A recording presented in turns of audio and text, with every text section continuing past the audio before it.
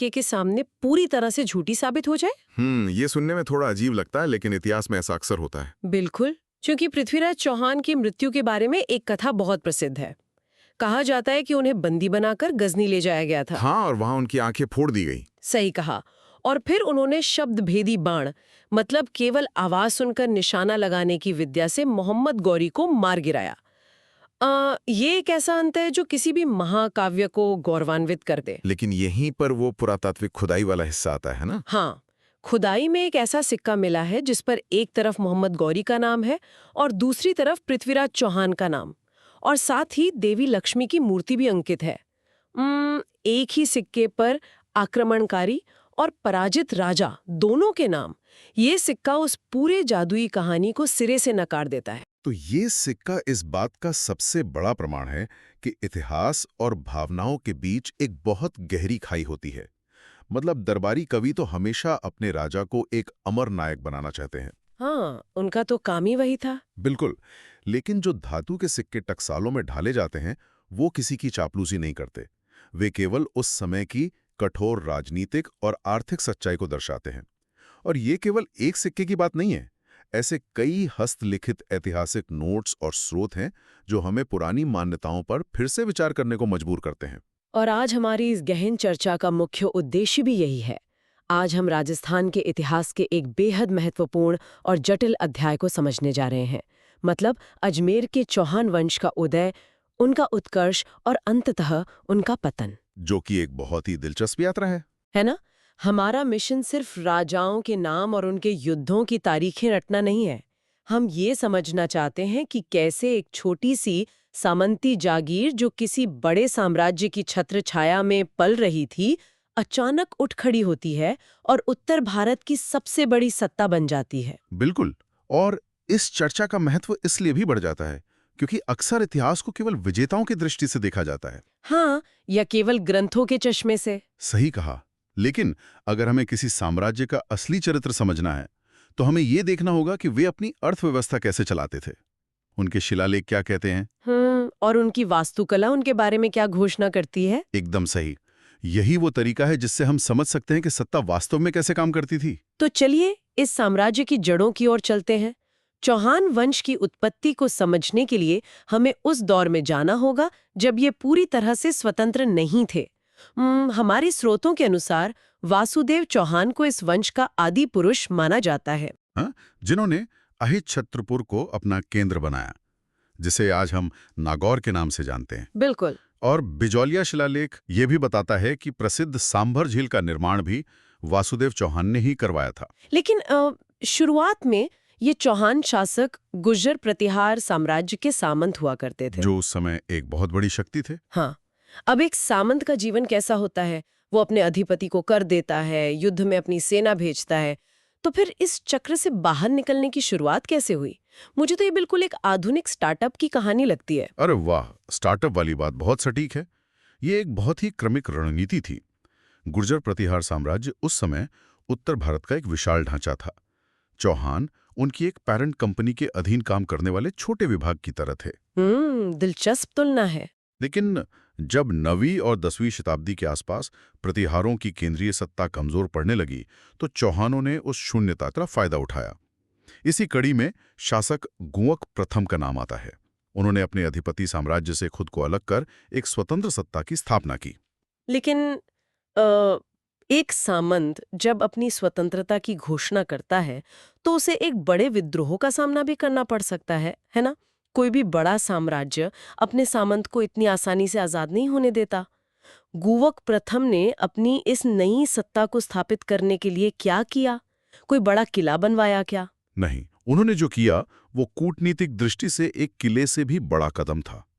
उन्होंने अपने इष्ट देव भगवान हर्षनाथ का एक विशाल मंदिर बनवाया। एक मंदिर? स्वतंत्रता की घोषणा के लिए एक मंदिर का निर्माण कैसे मददगार हो सकता है? देखिए, मध्यकालीन भारत में मंदिर केवल पूजा पाठ के स्थान नहीं थे। वे सत्ता और वैधता के बहुत बड़े प्रतीक थे। जब कोई सामंत एक भव्य मंदिर का निर्माण करवाता था, तो वो दरअसल दुनिया को एक संदेश दे रहा होता था। अच्छा, किस तरह का संदेश? यही कि अब उसकी सत्ता सीधे ईश्वर द्वारा समर्थित है। मतलब किसी लौकिक अधिपति या राजा द्वारा नहीं। ये राजनीतिक संप्रभुता का एक वास्तुशिल्प प्रमाण था। वे कह रहे थे कि हम अब किसी के अधीन नहीं हैं, हम केवल अपने इष्ट देव के अधीन हैं। अरे वाह! ये तो सत्ता का एक बहुत ही शानदार मनोवैज्ञानिक प्रदर्शन था। मतलब सॉफ्ट पावर का बेहतरीन इस्तेमाल। इसके बाद तो जैसे उनका आत्मविश्वास बढ़ता ही गया। वाकपतिराज प्रथम और सिंहराज जैसे शासकों ने महाराजाधिराज जैसी उपाधियां धारण कर लीं। हाँ, और विग्रहराज द्वितीय ने तो चालुक्य राजा को हराकर भड़ोच में अपनी कुल देवी आशापुरा माता का मंदिर भी बनवा दिया। बिल्कुल। लेकिन चौहान साम्राज्य को एक वास्तविक और मजबूत आकार देने का श्रेय अजयराज को जाता है। बिल्कुल। 1105 ईस्वी के आसपास का ये काल साम्राज्य निर्माण का काल माना जाता है। सही कहा। अजयराज का दृष्टिकोण केवल सैन्य विस्तार तक सीमित नहीं था। उन्होंने मालवा के परमारों को जरूर हराया, लेकिन उनका सबसे बड़ा कदम 1113 ईस्वी में एक नए नगर की स्थापना था। अजमेरू, जिसे हम आज अजमेर कहते हैं। बिल्कुल। लेकिन नई राजधानी बनाना एक बहुत खर्चीला काम रहा होगा। मतलब अहिच्छत्रपुर या नागौर में क्या कमी थी जो उन्हें एक नया शहर बसाने की जरूरत पड़ी? इसके पीछे गहरी भौगोलिक सोच थी। अजमेर अरावली पर्वतमाला के बीच स्थित है। यह व्यापारिक मार्गों के बिल्कुल बीचों बीच था और इसे सैन्य दृष्टि से सुरक्षित करना ज्यादा आसान था। अजमेर ने चौहानों को एक ऐसा केंद्र दिया जहां से वे पूरे उत्तर भारत को नियंत्रित कर सकते थे। ये एक बहुत ही सोची समझी रणनीति थी। लेकिन अजय राज के काल की एक और बात है जिसने मुझे सबसे ज्यादा चौंका दिया। हमने सिक्कों की बात की थी शुरुआत में। अजय राज ने अपने नाम के सिक्के चलाए, ये तो सामान्य बात है। लेकिन स्रोत बताते हैं कि उन्होंने कुछ सिक्के अपनी रानी सोमलेखा या सोमलवती के नाम से भी जारी किए थे, जो कि उस समय के हिसाब से बहुत बड़ी बात थी। है ना? 12वीं शताब्दी के भारत में जहां राजकाज को पूरी तरह से पुरुष प्रधान माना जाता था, वहां एक रानी का नाम आधिकारिक सिक्कों पर होना कितना असाधारण है। ये ऐतिहासिक दृष्टि से अत्यंत महत्वपूर्ण है। सिक्कों पर नाम होना केवल प्रेम या सम्मान का प्रतीक नहीं होता। मुद्रा राज्य की अर्थव्यवस्था का आधार होती है। तो इसका राजनीतिक अर्थ क्या हुआ? जब किसी रानी का नाम सिक्कों पर ढाला जाता है, तो इसका स्पष्ट अर्थ ये है कि राज्य के प्रशासन और राजनीतिक निर्णयों में उस महिला की बहुत बड़ी हिस्सेदारी थी।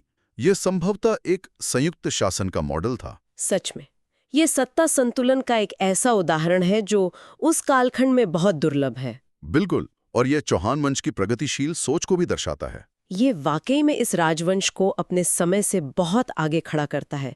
एक सुरक्षित राजधानी, मजबूत अर्थव्यवस्था और प्रशासन जहां महिलाओं का राजनीतिक प्रभाव दर्ज हो। इसके बाद चौहान वंश एक ऐसे चरण में प्रवेश करता है जिसे कला, वास्तुकला और विरोधाभास का स्वर्ण युग कहा जा सकता है। हाँ, अर्णुराज का शासन आता है। बिल्कुल, अर्णुराज, जिन्होंने अजमेर में खूबसूरत आना सागर झील का निर्माण करवाया और पुष्कर में वराह मंदिर बनवाया। वैसे हमारे स्रोतों के अनुसार इस मंदिर की मूर्ति को सदियों बाद जहांगीर द्वारा तोड़ा गया था। लेकिन इस साम्राज्य की शक्ति का असली चरमोत्कर्ष आता है विग्रहराज चतुर्थ के काल में, जिन्हें बीसल देव भी कहा जाता है। विग्रहराज चतुर्थ का कालखंड चौहानों के इतिहास का निर्विवाद स्वर्ण काल था। उन्होंने सैन्य विजयों की एक ऐसी झड़ी लगा दी जिसने पूरा भू राजनीतिक परिदृश्य ही बदल दिया। उन्होंने लाहौर के शासक को हराया था ना? हाँ, लाहौर के अमीर खुसरू शाह को हराया, लेकिन उनकी सबसे महान उपलब्धि थी दिल्ली पर विजय। उन्होंने तोमरों को परास्त किया और दिल्ली को चौहान साम्राज्य का हिस्सा बना लिया। दिल्ली पर कब्जा करना उस समय इतना महत्वपूर्ण क्यों था? क्योंकि दिल्ली का महत्व भौगोलिक था। ये गंगा यमुना के उपजाऊ मैदानों का प्रवेश द्वार है। जो दिल्ली पर नियंत्रण रखता था, वो उत्तर भारत के व्यापार पर नियंत्रण रखता था। तोमरों को हटाकर दिल्ली पर अधिकार करने का अर्थ था कि चौहान अब उत्तर भारत की सर्वोच्च सत्ता बन चुकी थी। यहीं पर मेरे मन में एक बहुत बड़ा सवाल या कहिए एक विरोधाभास पैदा होता है। जरा इस दृश्य की कल्पना करें। एक शासक जो अपनी सेना का नेतृत्व करते हुए लाहौर के अमीर को खदेड़ रहा है, दिल्ली को युद्ध में जीत रहा है, मतलब वो एक भयंकर योद्धा है। बिल्कुल। लेकिन वही शासक विग्रहराज चतुर्थ शांति से बैठकर हरिकेली नाम का एक बहुत ही उच्च कोटि का संस्कृत नाटक लिख रहा है। वो अजमेर में एक भव्य संस्कृत पाठशाला बनवाता है और सबसे चौंकाने वाली बात, जैन विद्वान धर्म घोष सूरी के अनुरोध पर वो एकादशी के दिन पशुवध पर पूरी तरह से प्रतिबंध लगा देता है। ये कैसे संभव है?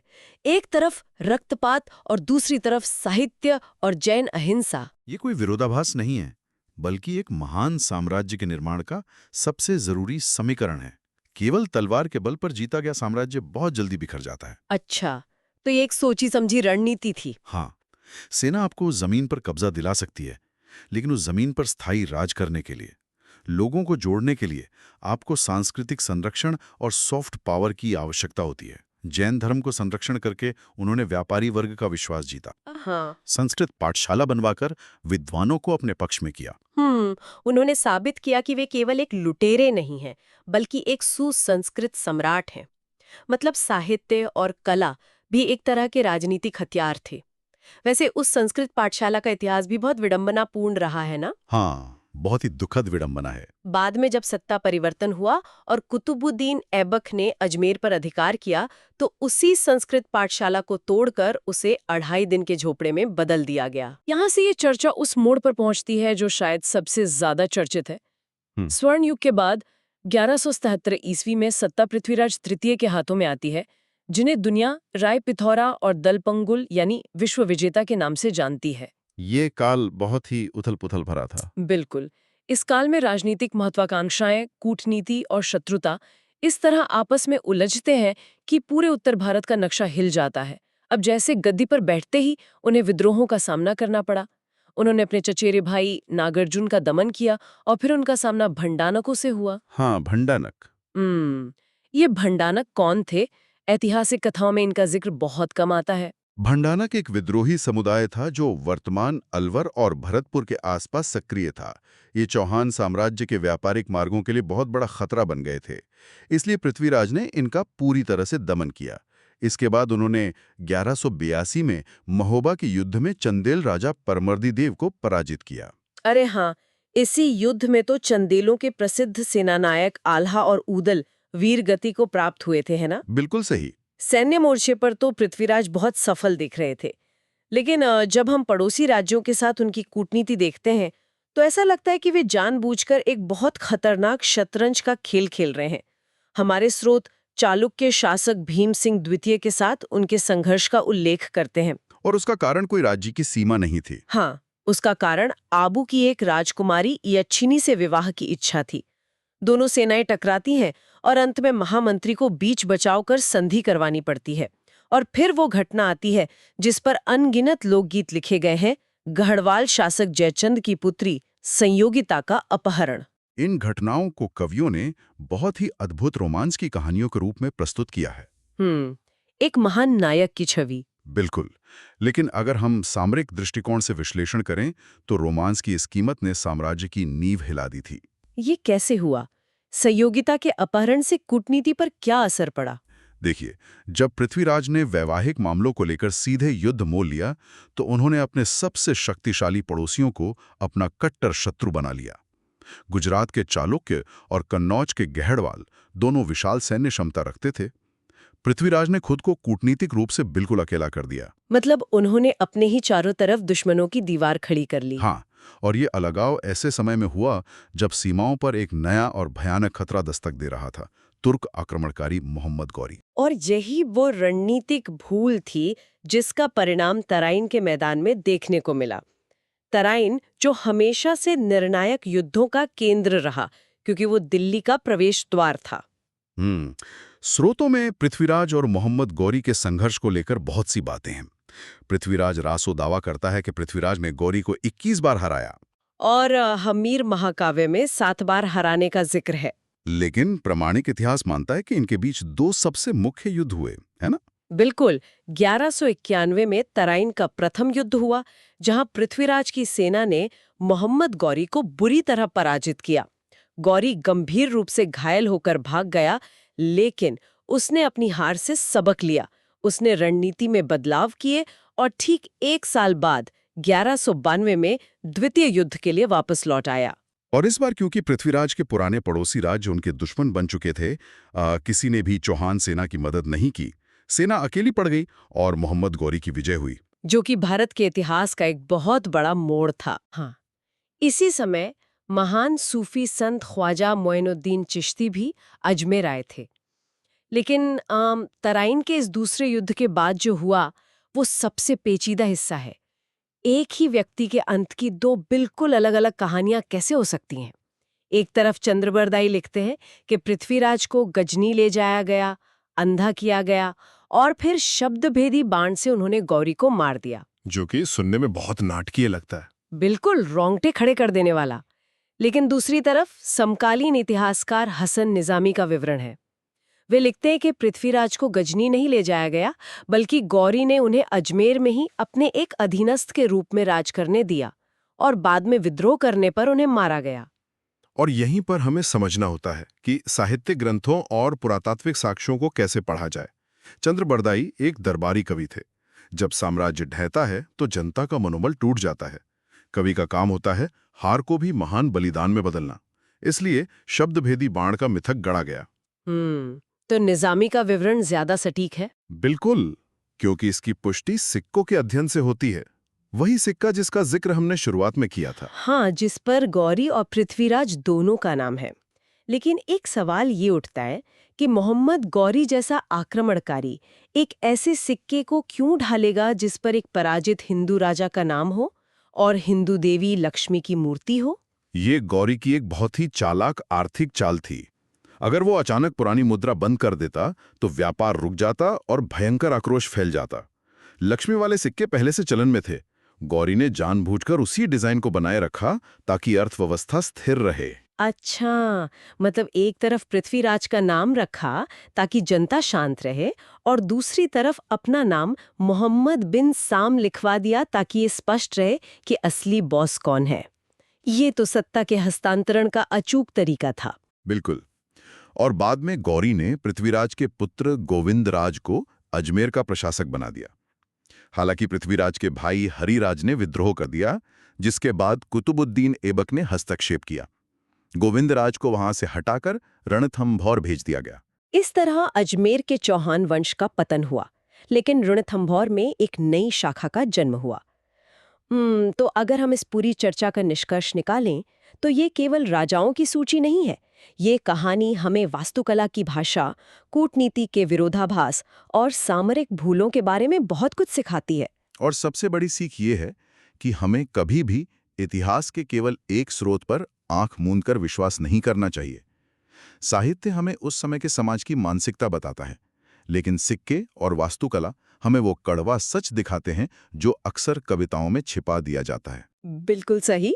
और इसलिए इस विस्तृत विश्लेषण के अंत में ये सोचने वाली बात है ना, जरा कल्पना कीजिए, अगर किसी पुरातत्वविद को कभी वो मोहम्मद गौरी और पृथ्वीराज के नाम वाला छोटा सा सिक्का खुदाई में नहीं मिलता, तो आज इतिहास की किताबें क्या कह रही होती? शायद कुछ और ही लिखा होता। हाँ, शायद आज भी वो जादुई शब्दभेदी बाण वाली कहानी हमारे इतिहास का अकाट्य सत्य मानी जाती। ये विचार हमें गहराई से सोचने पर मजबूर करता है कि जो इतिहास हम आज किताबों में पढ़कर सच मान लेते हैं, उसमें से कितना हिस्सा हकीकत है और कितना हिस्सा महज एक बहुत ही खूबसूरती से बुनी गई कहानी है।